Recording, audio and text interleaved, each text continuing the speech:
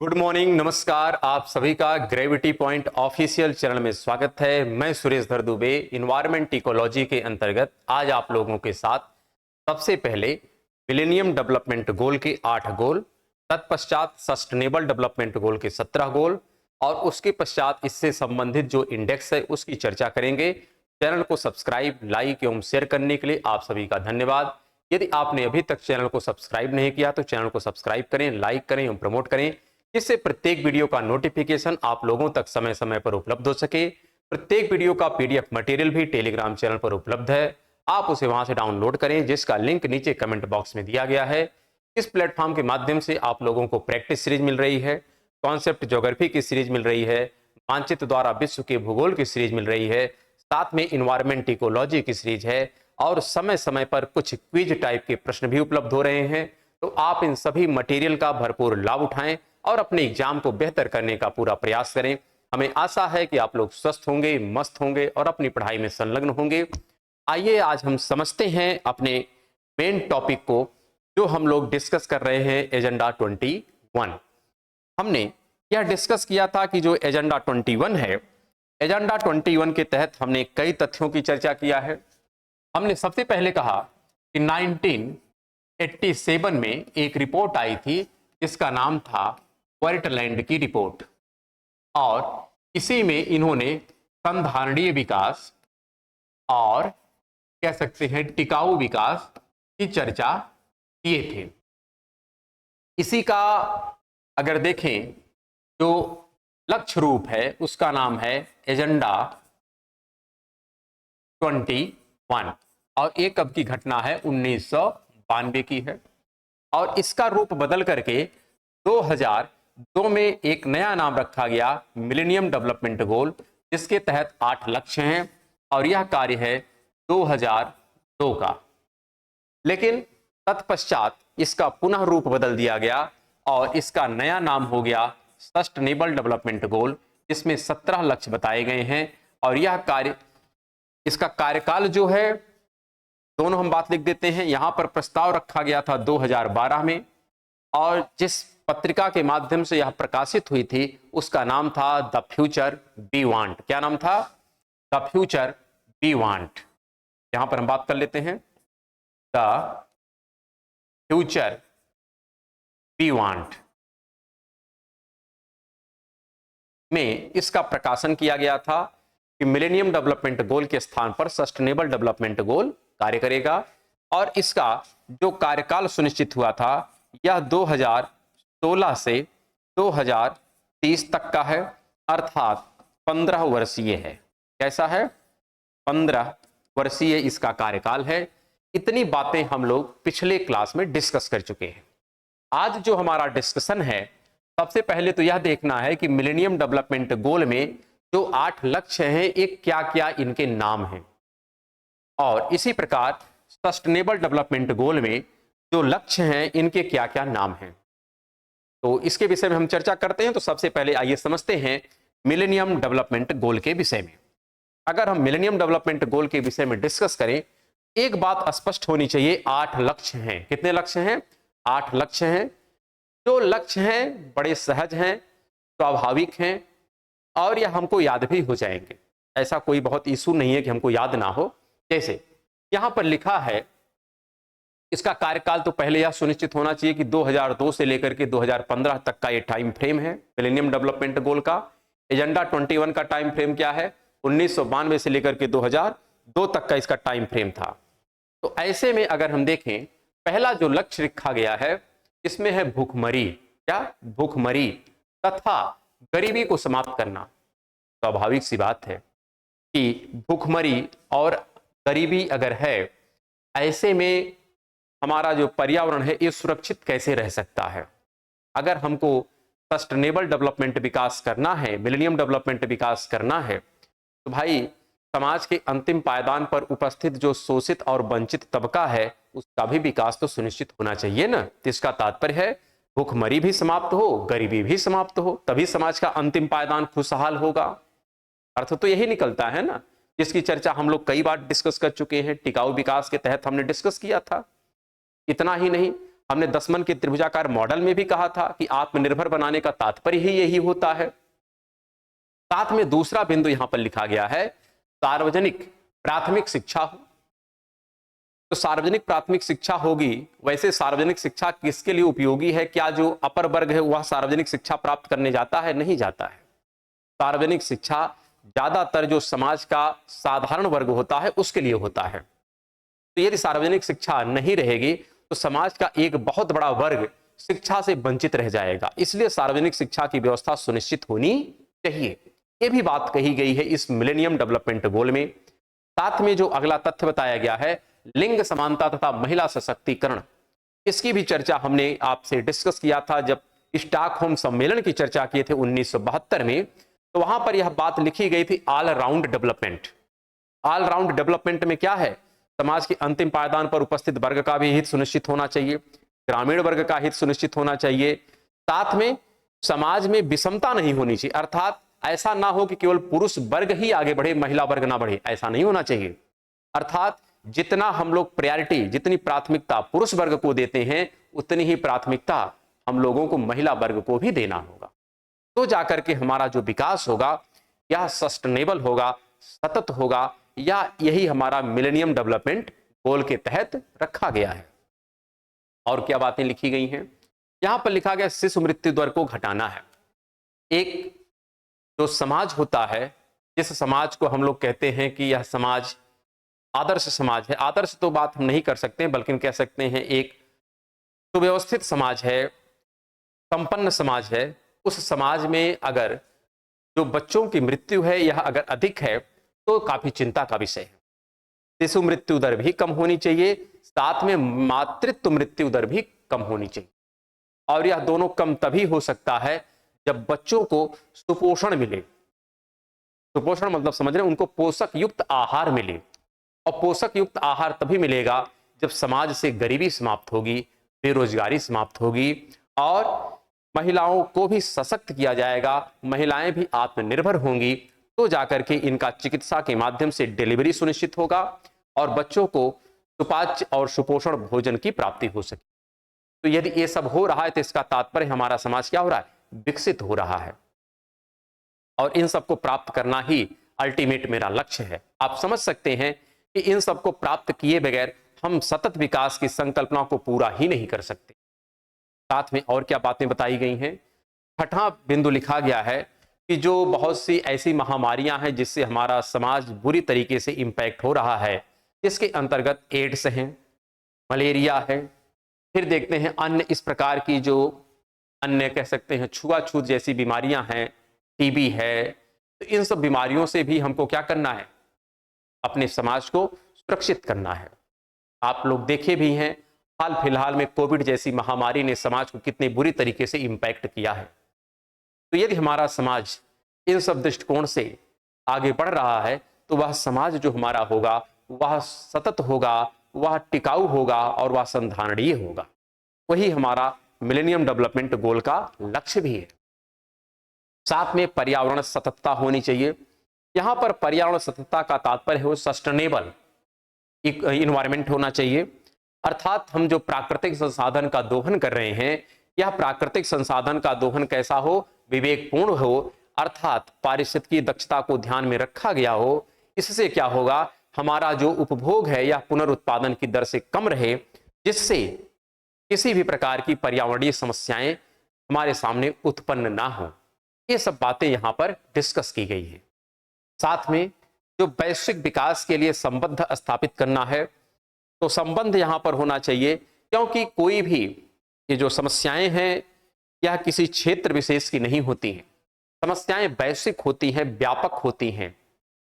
तो यदि समस्या व्यापक है तो इस समस्या का समाधान भी वैश्विक स्तर से सुनिश्चित होना चाहिए। किसी एक क्षेत्र से इस समस्या का समाधान नहीं हो सकता है। इसलिए इंटरनेशनल कोऑपरेशन की बात कही गई है। तो इसी को कहते हैं वैश्विक विकास के लिए संबंध स्थापित करना है। अगर हम पूरे वैश्विक विकास की बात करते हैं तो उसमें एक राष्ट्र का दूसरे राष्ट्र से संबंध भी सुनिश्चित होना चाहिए। यदि इन 8 बिंदुओं पर हम कार्य करते हैं तो जो हमारा अतीत का सस्टेनेबल डेवलपमेंट है, अर्थात संधारणीय विकास, टिकाऊ विकास या एजेंडा 21 के जो लक्ष्य हैं वही लक्ष्य आपके मिलेनियम डेवलपमेंट गोल के रूप में भी विद्यमान है। बस उसमें कमोबेश कुछ शब्दों को समय के अनुसार ऐड कर दिया जाता है और कुछ लक्ष्यों को समय के साथ एलिमिनेट कर दिया जाता है। अब आप आगे देखिए, जो सस्टेनेबल डेवलपमेंट गोल है उनमें भी ये सारे बिंदु लिखे ही गए हैं। हाँ, इसके अतिरिक्त कुछ बिंदुओं की चर्चाएं और की गई हैं जो हमारे लिए प्रासंगिक हैं, क्योंकि समय के साथ साथ उनकी भी रिक्वायरमेंट हमारे सामने आती है। क्योंकि ये जो लक्ष्य लिखे जाते हैं यह निर्भर करता है कि किस कालखंड की हम बात कर रहे हैं और उसके अनुसार इसमें कुछ न कुछ जो हमको तथ्य हैं उनको ऐड करना पड़ता है और हटाना पड़ता है।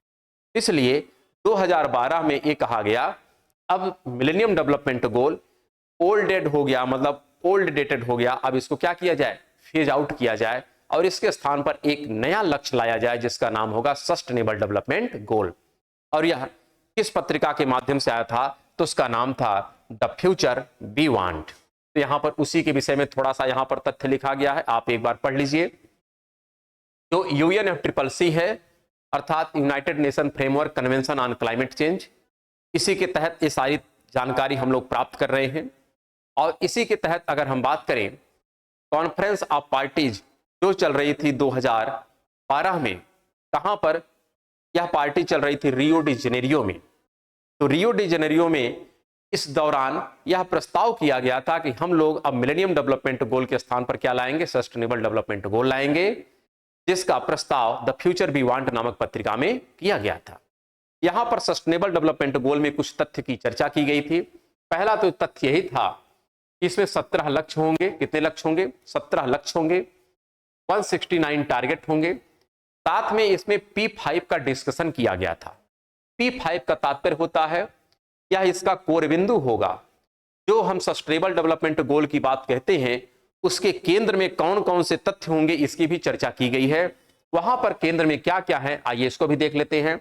इसमें P5 है अर्थात पीपुल रहेगा, बगैर मानव का कोई भी पर्यावरण या कोई भी संकल्पना बेबुनियाद है। भाई सब कुछ तो मानव के लिए ही हो रहा है ना, क्योंकि मानव ही क्या है, विशिष्ट प्राणी है और मानव का ही कार्य और मानव को ही छोड़ करके कैसे संभव, तो मानव का रहेगा ही रहेगा। तो इसलिए मानव को समाहित किया गया, लोग इसमें रहेंगे, पीपुल रहेगा। साथ में और क्या, इसमें प्लेनेट रहेगा, क्योंकि जिस प्लेनेट पे हम रहते हैं उसको भी छोड़ करके कोई बात तो कर नहीं सकते। अर्थात यदि हमको सस्टेनेबल डेवलपमेंट गोल के लक्ष्य को पूरा करना है तो मानव की भी भूमिका होगी, प्लेनेट की भी भूमिका होगी, अर्थात उसको भी ध्यान में रखना होगा। पीस, शांति की भी ध्यान रखना होगा। अगर हमारे समाज में शांति नहीं रहेगी, वैश्विक स्तर पर चाहे स्थानीय स्तर पर चाहे क्षेत्रीय स्तर पर, तो फिर किसी भी प्रकार से पर्यावरण की सुरक्षा कर पाना मुमकिन नहीं है।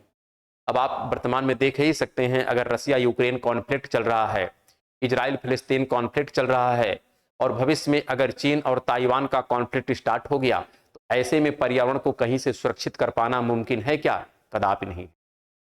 इसलिए हमारे समाज में एक पीस होना चाहिए, एक शांति की भावना भी डेवलप होनी चाहिए, यह भी हमको सुनिश्चित करना होगा। साथ में प्रॉस्पेरिटी होनी चाहिए। प्रॉस्पेरिटी का मतलब होता है सद्भावना होनी चाहिए, एक दूसरे के प्रति वैमनस्य की भावना नहीं होनी चाहिए।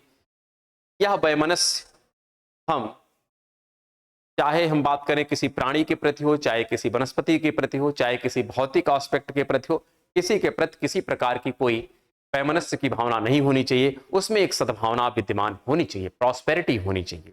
और प्रॉस्पेरिटी से ही हमारा समाज प्रगति कर सकता है, विकास कर सकता है। साथ में हमको पार्टनरशिप की भी बात करनी चाहिए। पार्टनरशिप होती है सहभागिता की बात करनी चाहिए, क्योंकि ये कहावत है कि अकेले चना भाड़ नहीं फोड़ता है। अर्थात यदि आप ये सोचते हैं कि आप किसी लक्ष्य को अकेले पूरा कर लेंगे तो यह जो समस्या है, जिस समस्या के विषय में हम लोग डिस्कस कर रहे हैं, यह वैश्विक समस्या है और वैश्विक समस्या का समाधान वैश्विक स्तर पर ही सुनिश्चित हो सकता है। और वैश्विक स्तर पर तभी सुनिश्चित होगा जब इसमें एक पार्टनरशिप की भावना भी विद्यमान होगी। तो ये सारे तथ्य इसमें समाहित होंगे तो ही जाकर के हमारा सस्टेनेबल डेवलपमेंट गोल वांछित लक्ष्य को प्राप्त कर सकता है। लेकिन यहां पर हमको समझना होगा कि 17 लक्ष्य कौन कौन से हैं, इनके क्या क्या नाम हैं, उनको भी आइए एक बार हम सरसरी निगाह से देखते हैं।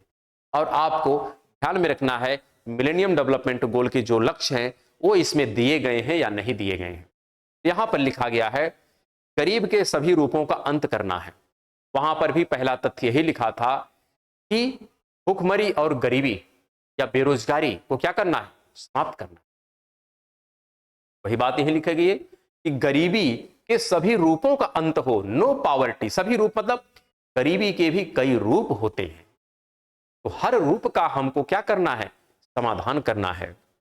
साथ में यहां पर कहा गया भूखमरी को भी समाप्त करना है।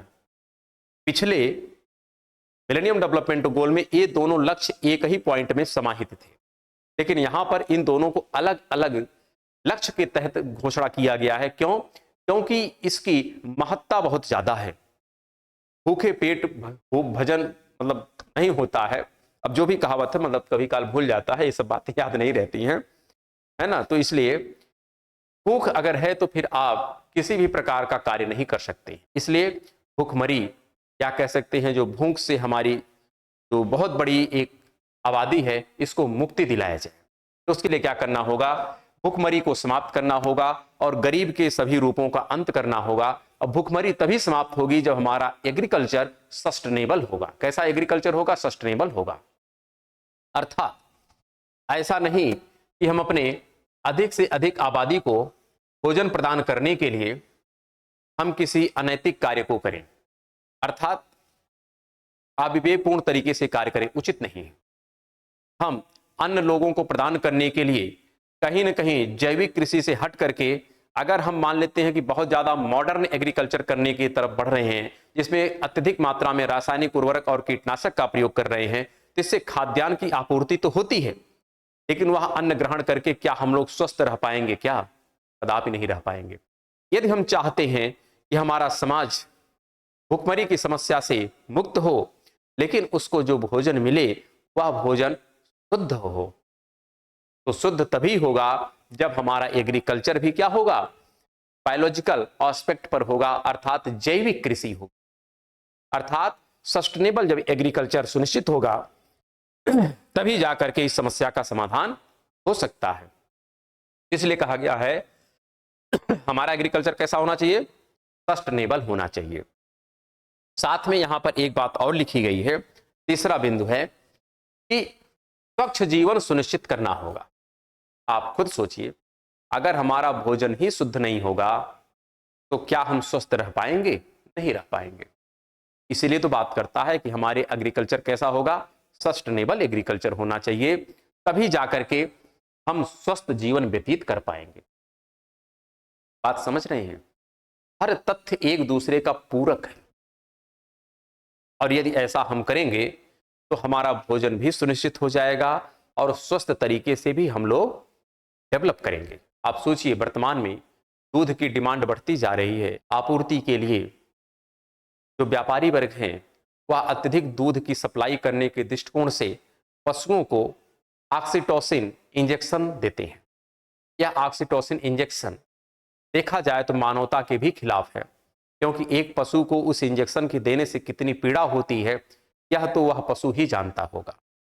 साथ में इसके माध्यम से जो दूध की प्राप्ति हो रही है, यह दूध भी अब केमिकल युक्त हो चुका है, जिससे हमको दीर्घ समय में किसी न किसी प्रकार के कैंसर जनित बीमारियों का सामना भी करना पड़ेगा।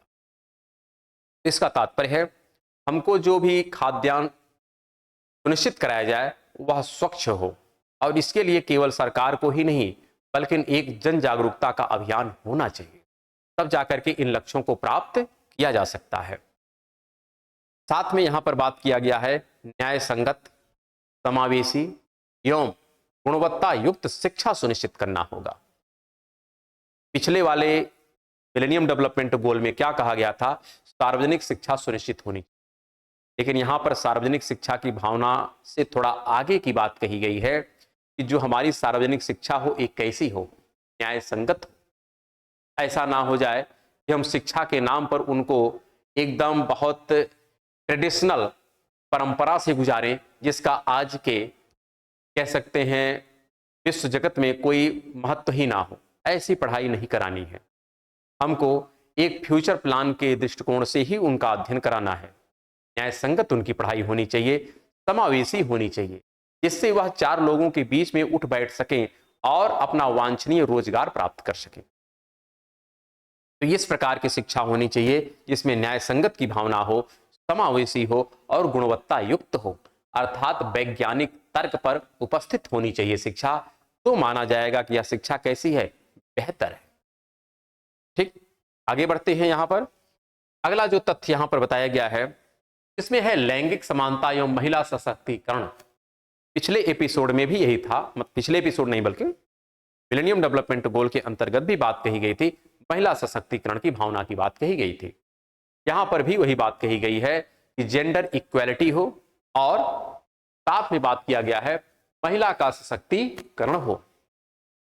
यहां पर सशक्तिकरण का तात्पर्य और समानता का तात्पर्य में थोड़ा सा आपको अंतर स्पष्ट होना चाहिए। इन सब पर बहुत ज्यादा डिटेल डिस्कशन तो आप लोगों को इकोनॉमी की क्लास में किया जाता है, फिर भी, और इसी पे ह्यूमन डेवलपमेंट इंडेक्स भी आता है, इसकी चर्चा भी हम लोग करेंगे।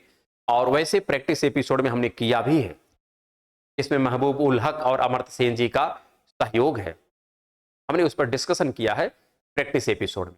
लेकिन फिर भी जब कभी हम आगे बढ़ेंगे इस पर भी बहुत डिटेल में डिस्कशन कर लेंगे।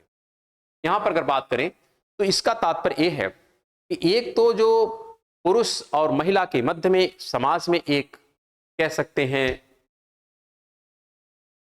असमानता है, उस असमानता को समाप्त करना है, क्योंकि यह वैचारिक मतभेद है। महिला कितना भी पढ़ लिख ले, कितने भी अच्छे पोस्ट पर पहुंच जाए, लेकिन उसका यह जैसे जन्मजात कर्म माना जाता है कि जो घर का कार्य है वो वही करे। ठीक भी है, कोई दिक्कत नहीं है, लेकिन अगर इसमें किसी प्रकार का कोई परिवर्तन हो तो कोई यहां पे समस्या भी नहीं होनी चाहिए। यहां पे समानता का तात्पर्य अर्थात हर स्तर पर वह पुरुष के इक्विवेलेंट हो। साथ में यहां पर उनका जो कहा गया सशक्तिकरण, तो सशक्तिकरण का तात्पर्य है चाहे किसी भी प्रकार का निर्णय लिया जाना हो उसमें भी महिला का पार्टिसिपेशन होना चाहिए। अर्थात महिला का हर स्तर पर पार्टिसिपेशन आवश्यक हो, चाहे पद की बात हो, चाहे किसी प्रकार का निर्णय लेने की बात हो, या जो भी वहां पर बिंदु हो सकते हैं, हर स्तर पर महिला का बराबर का अधिकार होना चाहिए। साथ में यहां पर बात कही गई है सभी के लिए स्वच्छ जल और स्वच्छता भी सुनिश्चित होनी, क्योंकि वर्तमान में 2-3 पॉल्यूशन बहुत ज्यादा समाज में व्याप्त हो चुके हैं। एक तो फूड, जो हमारा भोजन है, यह केमिकल युक्त हो चुका है। सबसे बड़ी समस्या का विषय तो आजकल आप लोग देखते होंगे कि बहुत सी अकाल मृत्यु होती है, उसके सारा कारण जाता है कि हमारा प्रदूषित भोजन, प्रदूषित जल, प्रदूषित वायु, सब कुछ पॉल्यूट हो चुका है, क्योंकि हमारी आकांक्षाएं इतनी प्रबल हो चुकी हैं कि हम अपनी इच्छा की पूर्ति के लिए इतने अविवेकपूर्ण तरीके से कार्य कर रहे हैं जिसका परिणाम हम स्वयं भुगत रहे हैं। फिर भी हमारा विवेक अभी जागृत नहीं हो रहा है। तो जागृत करना है कि ऐसा धन हमारे किस काम का है जो अपनी ही सुरक्षा ना कर सके। तो ऐसा नहीं होना चाहिए। यह जो विषय है, यह विषय आप एग्जाम पास करने के दृष्टिकोण से समझें, ये बात आवश्यक है। साथ में आपको इसे अपने व्यवहारिक जीवन में भी लाने की आवश्यकता है, तो ही जाकर के आप अपना जीवन बेहतर ढंग से जी सकते हैं। अन्यथा पैसा तो कमा सकते हैं, लेकिन अपने सामाजिक स्तर में आप बहुत ज्यादा नीचे भी जा सकते हैं। ऐसा ना हो, इसलिए आपको हर एंगल पर प्रॉपर मॉनिटरिंग करते हुए, प्रबंधन करते हुए अपने कदम को सोच समझ करके ही आगे बढ़ाना होगा। ग्रिफिथ का रूल है ना, ट्रैफिक रूल, तो वो सब बातें याद करके ही आपको करना है। यहां पर कहा गया है कि स्वच्छता होनी चाहिए और जल हमको स्वच्छ मिलना चाहिए। साथ में आगे क्या बात कही गई है, किफायती, भरोसेमंद, सतत और आधुनिक ऊर्जा सुलभ होनी चाहिए। अर्थात हमारा जो एनर्जी सप्लाई है वह एनर्जी कैसी होनी चाहिए, किफायती होनी चाहिए। बात समझिएगा, किफायती का तात्पर्य कि जितना हमको उसका यूज करना है उतना ही यूज करें, और एट द पॉइंट उसको फिर हम क्या कर सकें, रोक सकें। बात समझ रहे हैं? किफायती का तात्पर्य होता, मतलब अगर मान लेते आपने हैंड पंप में चलाया, एक बात करी थे, सपोज दैट हैंड पंप आपने चलाया और आपको मात्र चाहिए 1 कटोरी पानी। आप बताइए उस एक बार हैंड पंप के चलाने पर क्या 1 ही कटोरी पानी निकलेगा? क्या ज्यादा निकलेगा? तो आपने टेक्निक तो लगाया लेकिन किफायती नहीं हो पाया, कुछ यहां पर संसाधन का मिसयूज हो गया। बात यहां पर हम सिर्फ इसकी कर रहे हैं, लेकिन यह ऊर्जा के दृष्टिकोण में भी हो सकता है कि हमारे पास जो इंस्ट्रूमेंट हो और जो उस इंस्ट्रूमेंट को चलाने के लिए ऊर्जा हो, यह ऊर्जा कैसी हो, किफायती हो, अर्थात एनर्जी सेवर टाइप की हमारी टेक्नोलॉजी होनी चाहिए। जैसे रेलवे है, रेलवे इलेक्ट्रिक से चलती है, लेकिन रेलवे को जब हम रोकते हैं, ब्रेक लगाते हैं, तो उसके परिणाम स्वरूप हम उसमें डायनमो को इंस्टॉल करते हैं कि जिससे ट्रेन रुक भी जाए और साथ में कुछ इलेक्ट्रिक भी जनरेट हो जाए। ये सब क्या है, एक प्रकार से यह जो हमारी टेक्निक है इसी को कहते हैं किफायती। किफायत करना है, कम से कम ऊर्जा में अधिक से अधिक कार्य करने की हमारे पास टेक्निक होनी चाहिए। साथ में यहां पर लिखा गया है भरोसेमंद एनर्जी होनी चाहिए, मतलब उसे भरोसा भी करें, ऐसा नहीं कि अभी है कल समाप्त, ऐसा भी नहीं होना चाहिए। टिकाऊ, solar power, wind power, tidal energy, ये सब जो एनर्जी है कभी समाप्त होने वाली नहीं है। जियोथर्मल एनर्जी, जब तक यह धरती और आकाश रहेगा तब तक ये एनर्जी विद्यमान रहेगी। बाकी आप कोयले ले लो, पेट्रोलियम ले लो, यूरेनियम ले लो, ये सब तो काल के साथ समाप्त हो जाएंगे, लेकिन कुछ ऐसी एनर्जी हैं जो समय के साथ कभी समाप्त नहीं होने वाली हैं। उन्हीं को कहते हैं क्या, भरोसेमंद है, सतत हो, आधुनिक हो। ऐसी ऊर्जा को हमको प्रयोग करना होगा जिससे हमारा पर्यावरण भी प्रदूषित कम से कम हो।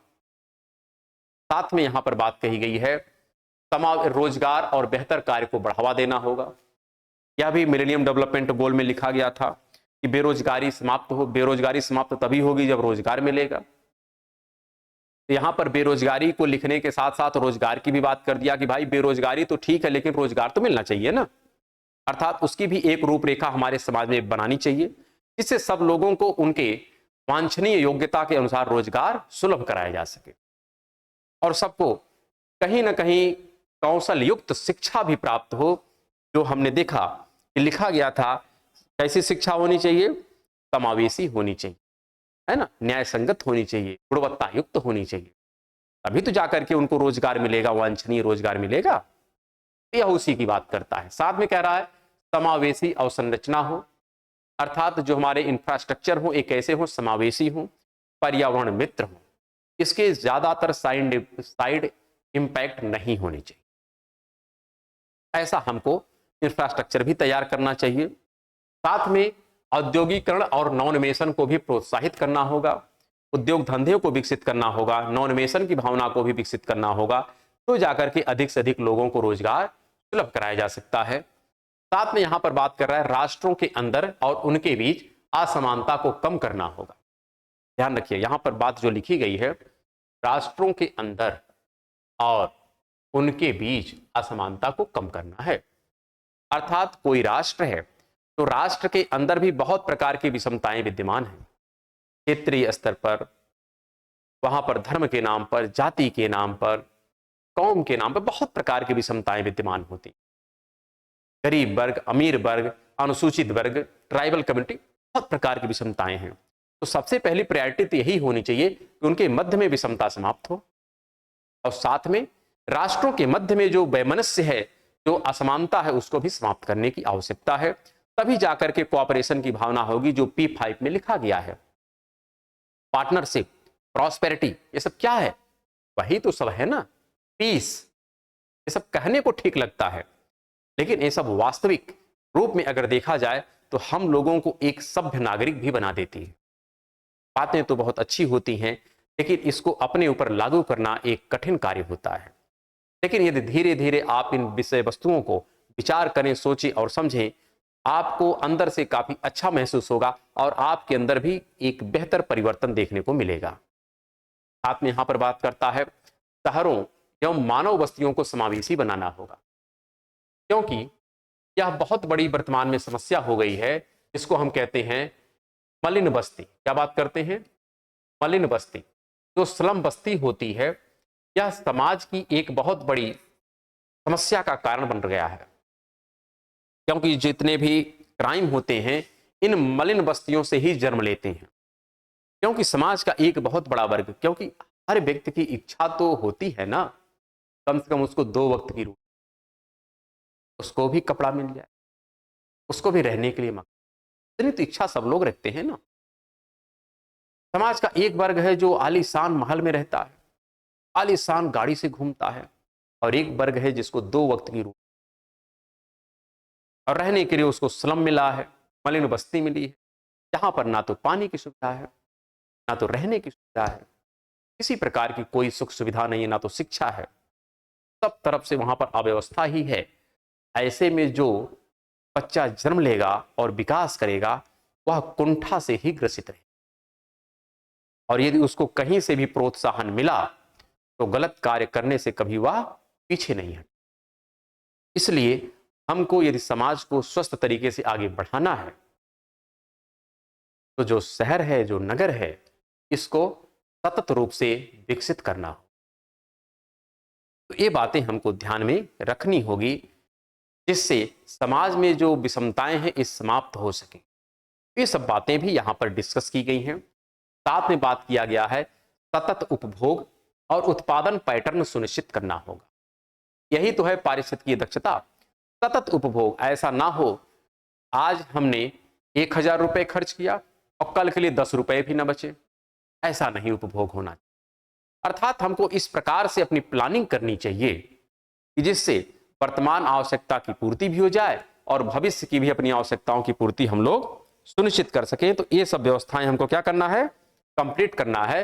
अर्थात इसी को कहते हैं सतत उपभोग और उत्पादन पैटर्न को सुनिश्चित करना।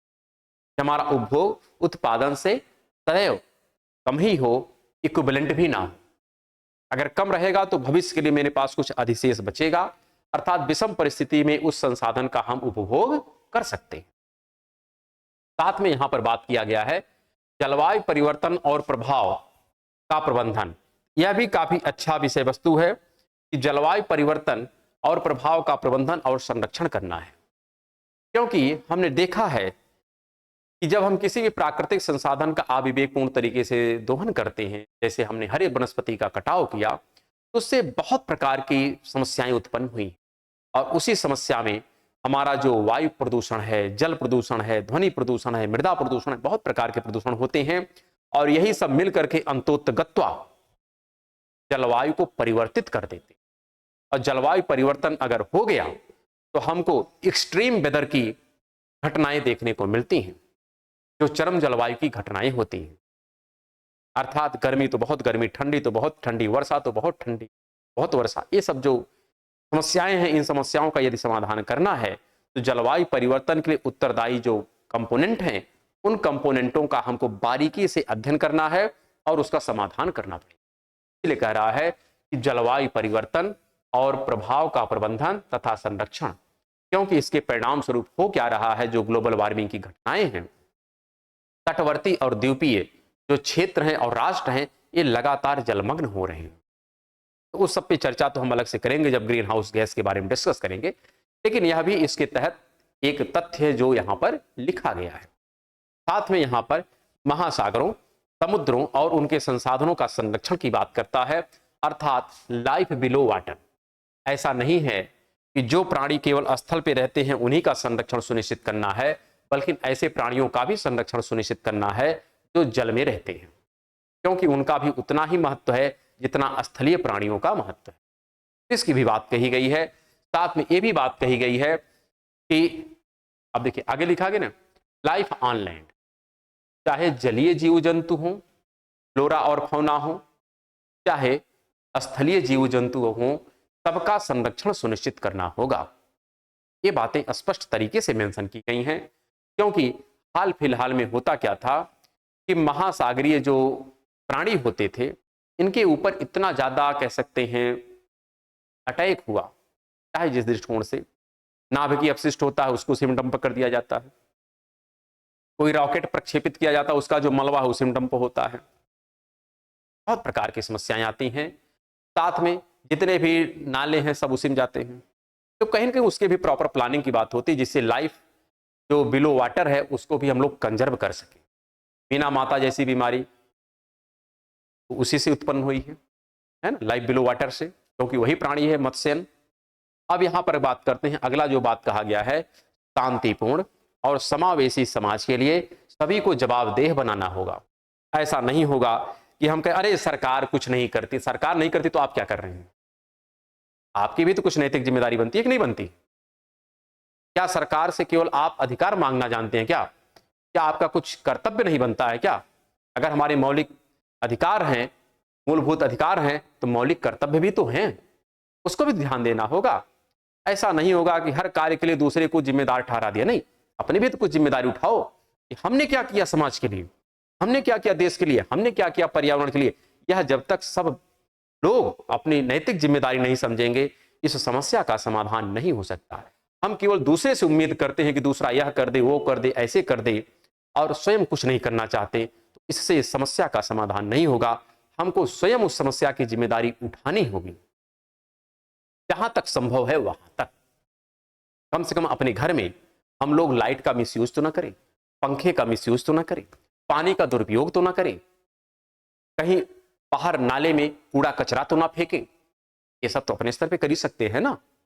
तो अगर इतना भी नहीं कर रहे हैं और सरकार से उम्मीद सब लगाए हैं कि सरकार क्या करे, हमारे घर में बैठे बैठाए हमको भोजन दे दे, कहां से संभव है? सरकार तो हम ही और आप है ना, हम ही आप तो चलाते हैं, कोई और तो चलाता नहीं है। उसमें भी तो मानव ही हैं, हमारे और आप जैसे लालची और जो भी आप कह ले। तो उम्मीद दूसरों से करना और स्वयं कुछ ना करना, यह कहीं से भी उचित नहीं है। इसलिए कहा गया है कि सबको अपनी जिम्मेदारियों के लिए स्वयं उत्तरदायी ठहराना होगा।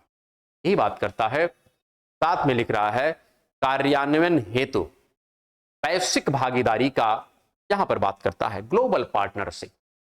अगर हमारे जैसे परिवार होता है, परिवार में अगर असमानताएं हैं तो परिवार प्रगति नहीं करता है।